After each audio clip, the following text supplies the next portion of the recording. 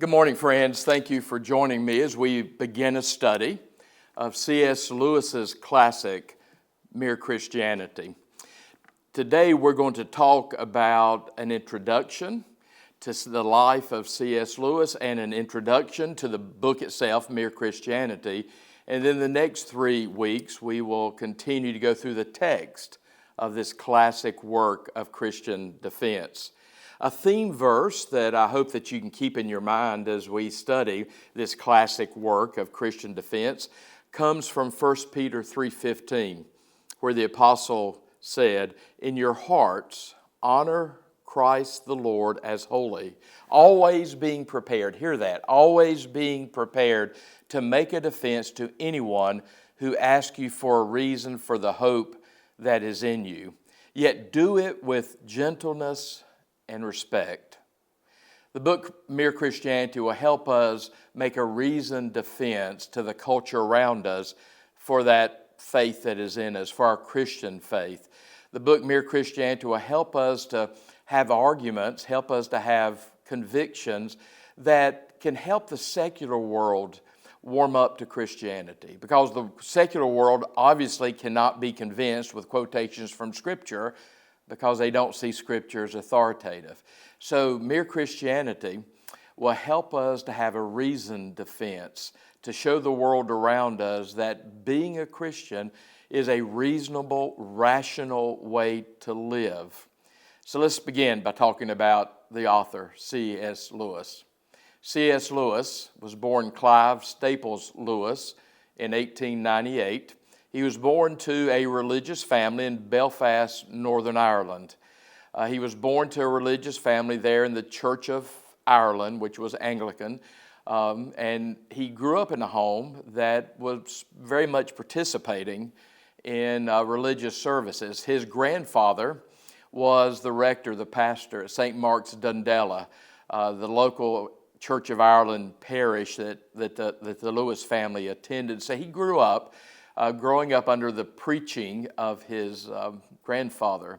So he grew up in a religious home. He had both parents at least until he was almost 10 years old. Not long before he turned 10, his mother, that obviously had a huge impact on his life, died from cancer. She was a brilliant woman. For her age, she had 2 college degrees, or a college degree where she majored in both mathematics and logic. His father, Alfred, was a solicitor, an attorney there in Belfast. So that's the home that C.S. Lewis grew up in. It was while he was a child, he stood up one evening at the dinner table and said that from now on, I'm going to be known as Jaxie, because Jaxie was their beloved pet dog that was ran over by one of the early automobiles there in Belfast. So C.S. Lewis, Clive Staples Lewis, became known as Jack to his friends throughout the rest of his life. He left the Christian faith of his family and his upbringing when he was very young. He was beginning to be enrolled at Oxford. He had already lost his Christian faith. He was beginning to be enrolled in Oxford when World War I broke out. And he went and served the cause during World War I. I'm sure he saw horrible things in that war. It traumatized the whole generation, and it took many of the lives of the young men of C.S. Lewis's generation. So particularly coming out of World War I, he came out with a lot of the typical despair that fed into the Roaring Twenties. He came out with his atheism even strengthened.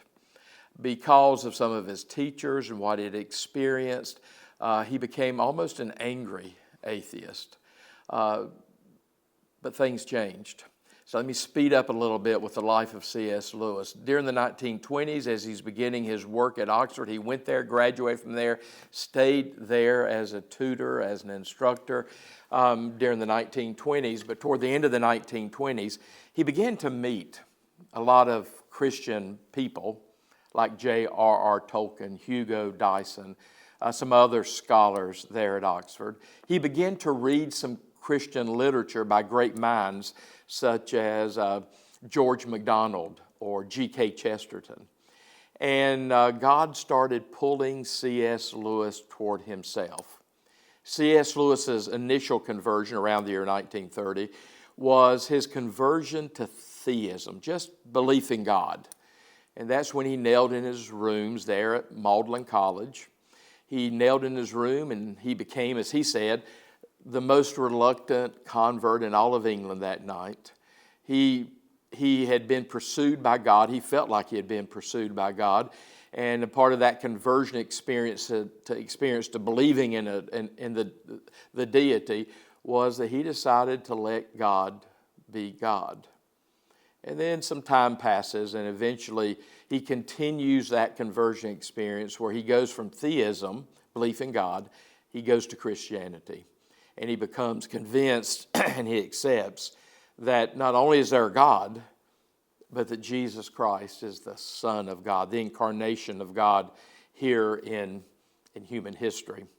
So by the time C.S. Lewis gives the radio talks that we call Mere Christianity, by the time he writes the preface to what becomes the book Mere Christianity, in the preface to that book, Jack Lewis said, "I'm a very ordinary layman of the Church of England, not especially high, nor especially low, nor especially anything else."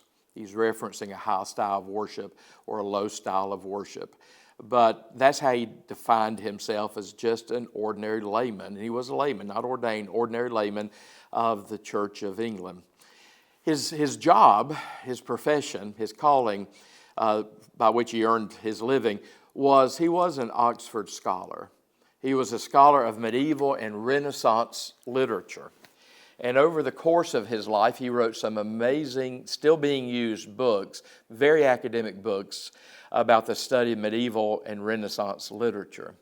And it was in that world, as while he was serving in that position, that he became what he called a translator of the Christian faith to the world around him. Again, he's at Oxford in an academic environment. He's in England. At this point, we're in the 1930s, 1940s. He's in an England that is rapidly becoming more and more secular, rapidly entering more and more of a post-Christian world. And he feels the calling and begins writing as a translator of the Christian faith, offering the Christian faith to the skeptics, offering the Christian faith to those who need to have some reasonable reasons to consider the Christian faith. While he was there during that time, and really for the remainder of his life, C.S. Lewis became rather controversial. He was an Oxford scholar. That was his profession. That was his world. That was his community.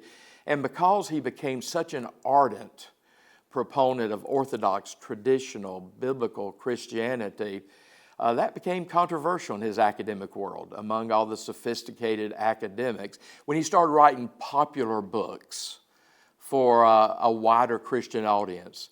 And eventually in the 1950s, he even becomes the author of that amazing children's series, The Chronicles of Narnia.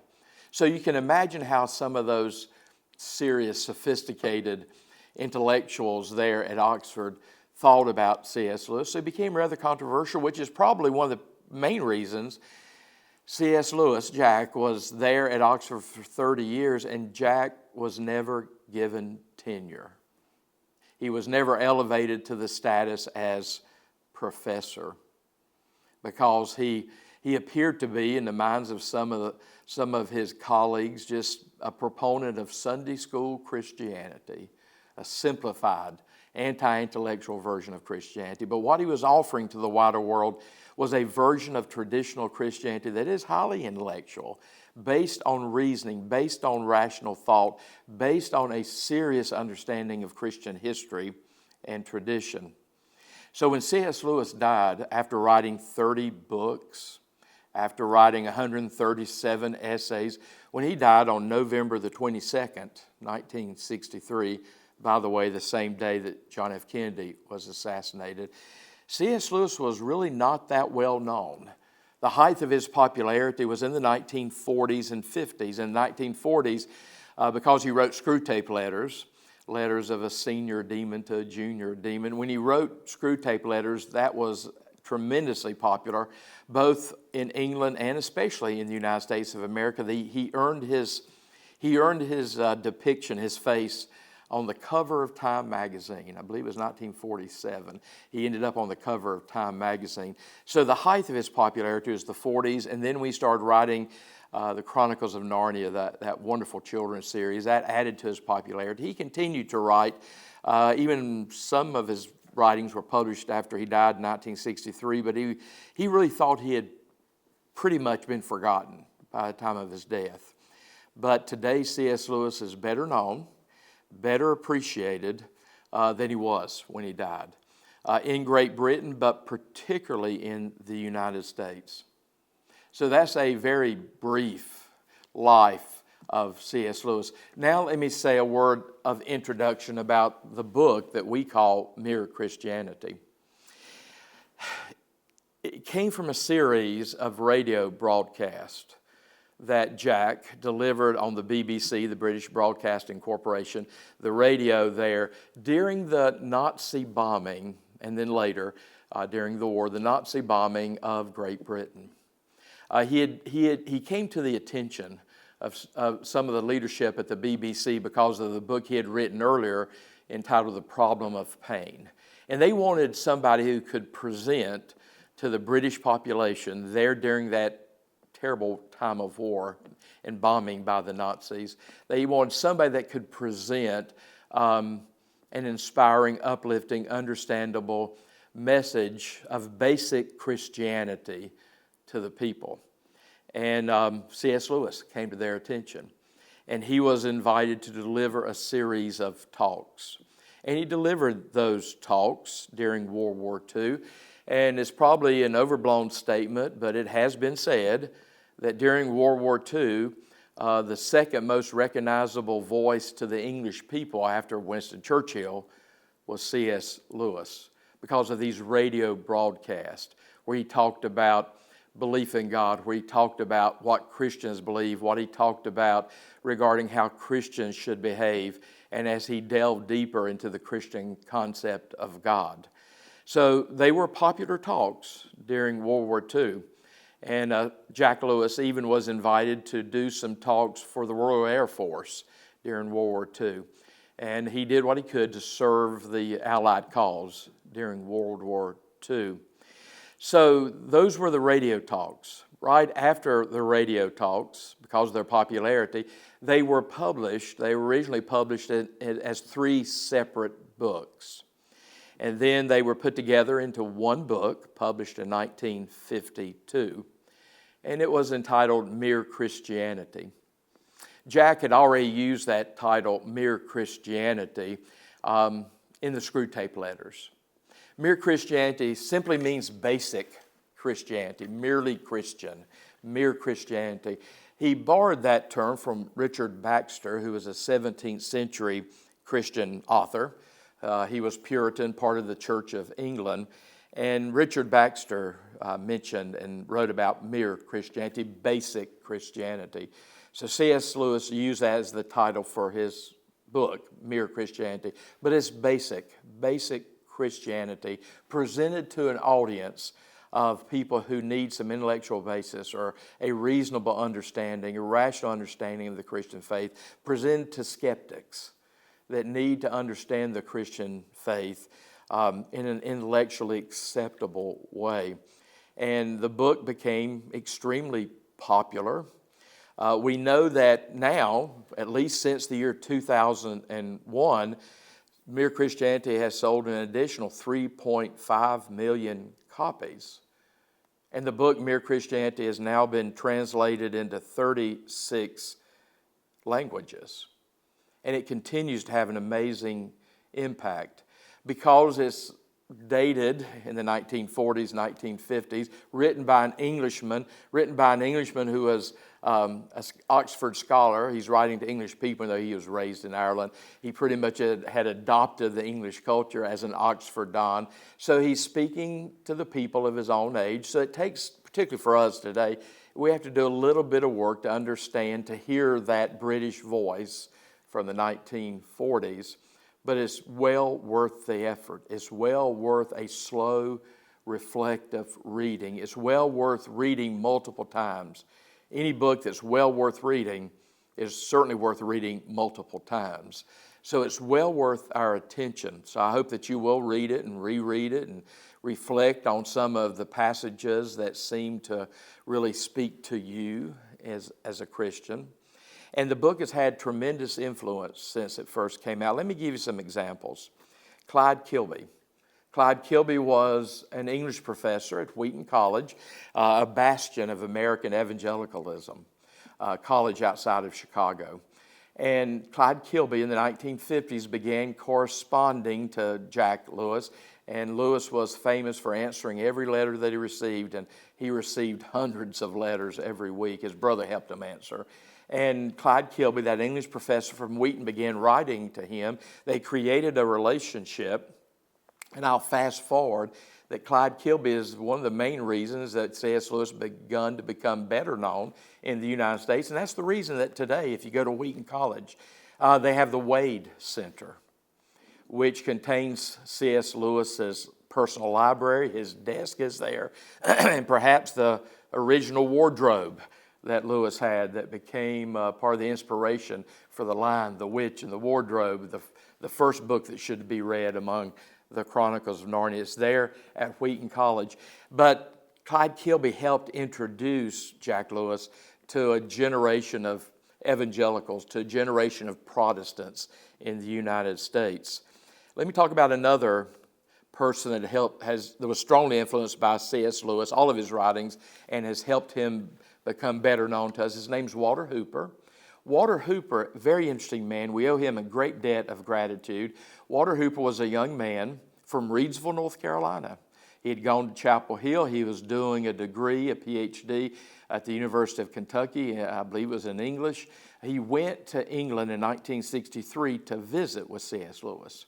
He ended up being C.S. Lewis's personal secretary. And he ended up moving. Walter Hooper obviously moved to Oxford and was C.S. Lewis's personal secretary in the final days of Jack Lewis's life. And after C.S. Lewis died, Walter Hooper became the literary executor for the C.S. Lewis estate. And Walter Hooper almost single-handedly made sure, and he promised Jack he would do this, made sure that Jack, C.S. Lewis, was not forgotten. And C.S. Lewis's works continued to be published, but Walter Hooper, someone from Reidsville, North Carolina, who spent the rest of his life till he died during COVID in Oxford, he told the publishers that they could publish a particular book from C.S. Lewis that they wanted to publish, but they had to publish two of his out-of-print books at the same time. It was hard going originally, but that helped to continue to keep C.S. Lewis before the readers' minds. And Walter Hooper did an amazing job of helping to make sure that we know more about C.S. Lewis. He's probably more widely read today than he was certainly when he died in 1963. Walter Hooper, who died just recently during the COVID pandemic, Walter Hooper converted to Catholicism, and at one point he had an audience with Pope John Paul II. And when Walter Hooper had that audience with Pope John Paul II, Pope John Paul II told Walter how much C.S. Lewis, and particularly Mere Christianity, had impacted his life. Another name that you perhaps know is Chuck Colson of Watergate fame, one of the henchmen for Richard Nixon. Before Chuck Colson went to prison, but as Chuck's life was coming apart, one of his friends introduced him to the book Mere Christianity. And the book had a profound impact, particularly the chapter in the book entitled The Great Sin. And in the book, and in Christian tradition, the great sin, the mother of all other sins, is pride. And it was that chapter in particular that brought Chuck Colson to his knees and led to his born-again experience. That became the title of his autobiography. And of course, Chuck Colson then went to jail because of his involvement in Watergate. But then after he was released, he created a powerful, powerful prison ministry. But Chuck Colson's another name of someone that was heavily influenced by mere Christianity, the book, in particular the chapter on the great sin. Thomas Monaghan, another person greatly influenced by mere Christianity, and particularly the chapter about the great sin, pride. Thomas Monaghan is the founder of Domino's Pizza, and he's gone on to have a very faith-filled life and a life of great influence. Francis Collins, who used to head up the National Health Institute, became a Christian, a tremendous, respected scientist, had the National Health Institute, and he became a Christian, wrote an amazing book called The Language of God to introduce the Christian faith to perhaps a more scientifically minded audience. Francis Collins, heavily influenced by mere Christianity. John Stott, who was the grandfather of worldwide evangelicalism, I believe. He was a rector of All Souls Church there in London. He was rector there from 1950 to 1975, and he was rector or pastor emeritus until he died in 2011. John R.W. Stott, who has influenced generations of pastors and Christians, was so influenced by mere Christianity, Lewis's work, that John Stott wrote a book in 1958 that he entitled Basic Christianity, just inspired by mere Christianity. I still give that book by John Stott, the book entitled Basic Christianity, to new Christians, to people who are inquiring into the Christian faith. N.T. Wright, one of the perhaps best-known New Testament scholars of our generation, another English Christian scholar, well-known in New Testament circles. He wrote a book that he entitled Simply Christian, because he was so impacted by mere Christianity.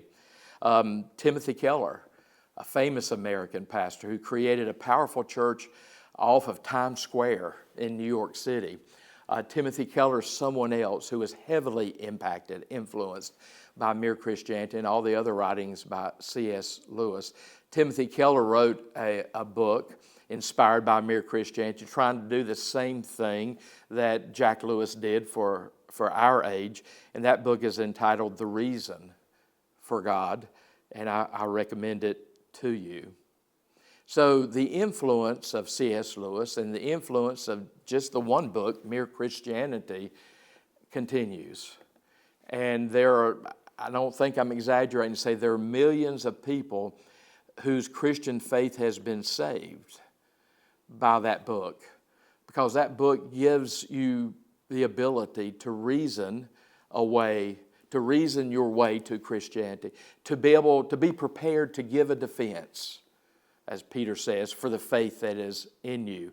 And as we continue to seek to evangelize an increasingly secular and increasingly postmodern culture, we need to be able to defend the Christian faith from the point of view of reason, from the point of view of logic, from the point of view of serious philosophy, and from the point of view of common sense.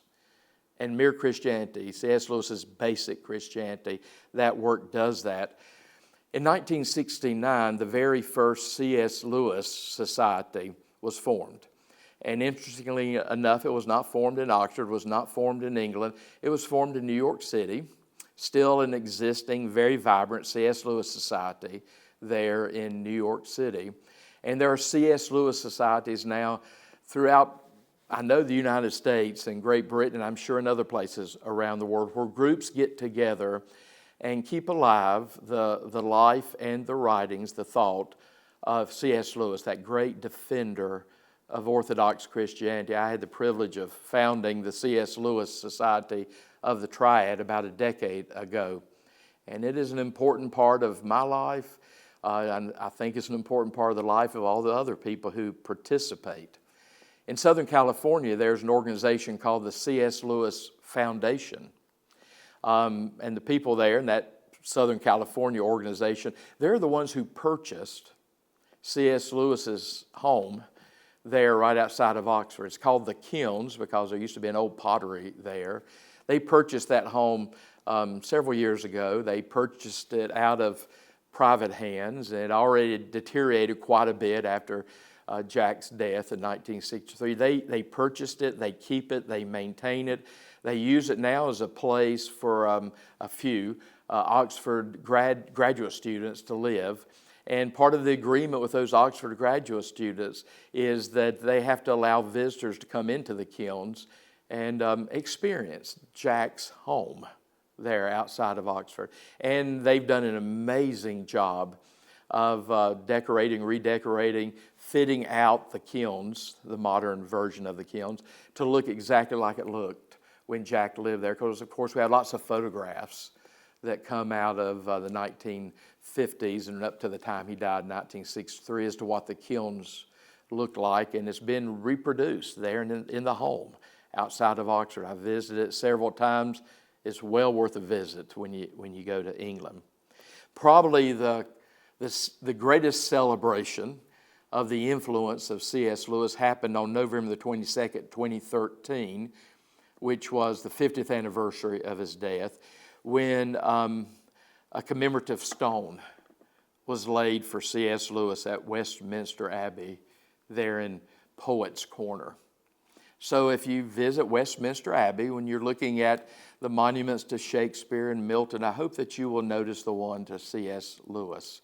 He deserves a place there, and I'm grateful he is commemorated there. He actually wrote some poetry, by the way, in addition to his 30 books and 137 essays.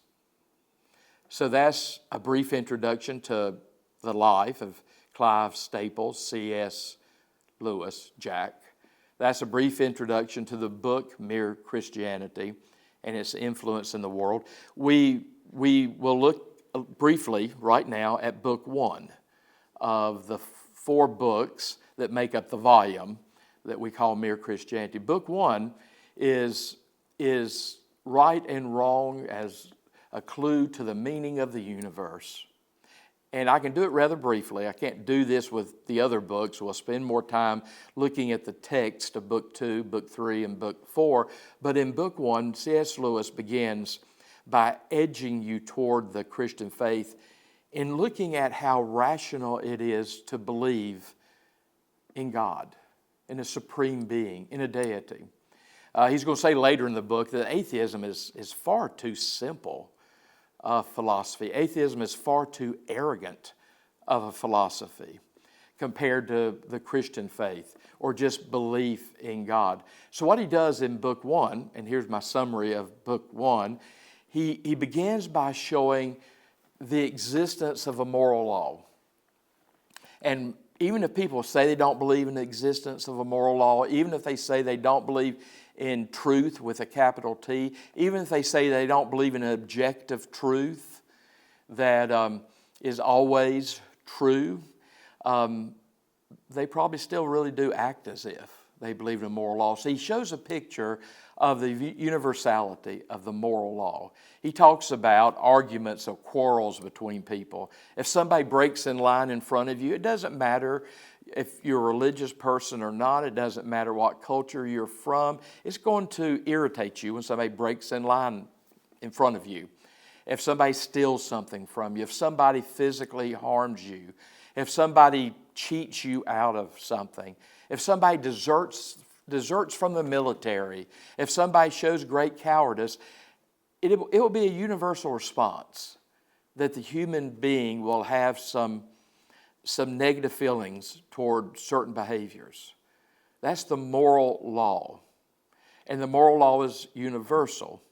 In the appendix of another one of C.S. Lewis's books, The Abolition of Man, he lists from different traditions, different religions, some of these moral standards that really are universal.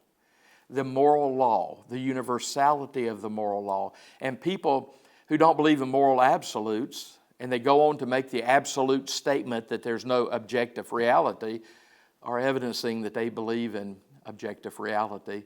When they make that statement that there is no such thing, that's an objective statement. Everything's not subjective. Everything's not relative. 2 plus 2 always has to equal 4. It'll never equal 5. So C.S. Lewis paints a picture of the existence of the moral law in book 1. And then he moves on to say that if there is a universal moral law that seems to be written into human DNA, where does it come from? He shows it's more than a herd instinct there in book 1. He shows that it's more than just the convention of certain cultures. So he asks, where does it come from? Well, if you accept the existence of universal moral law, it is rational and reasonable to accept the existence of a universal moral lawgiver. So he's edging us toward not just accepting a universal moral law, but accepting a universal moral lawgiver, a deity, a supreme being, a God. And then he ends book 1 by saying, if you accept this, we have a reason to be uneasy. Because we look around at other human beings, we look reflectively at our lives, we look at human history, and we know that we sometimes do a very poor job of keeping the moral law. So we have a reason to be uneasy. If there is a God who has created the moral law and he expects human beings to obey the moral law, we have reason to be uneasy because of all of our moral failures. And perhaps you can feel how at the end of book 1, when he's talking about how we have a reason to feel uneasy, when we look at moral law and a moral lawgiver, you can accept how he's gently and rationally and reasonably edging you toward the Christian God and Christian faith, which is what he will do in book 2 and book 3 and book 4. So friends, I'm glad you're here. I'm glad you're taking this journey with us where we take 4 weeks and at least introduce ourselves to the work of C.S. Lewis, Mere Christianity. I hope this book will become a companion in our lives from now on. Thanks for joining me.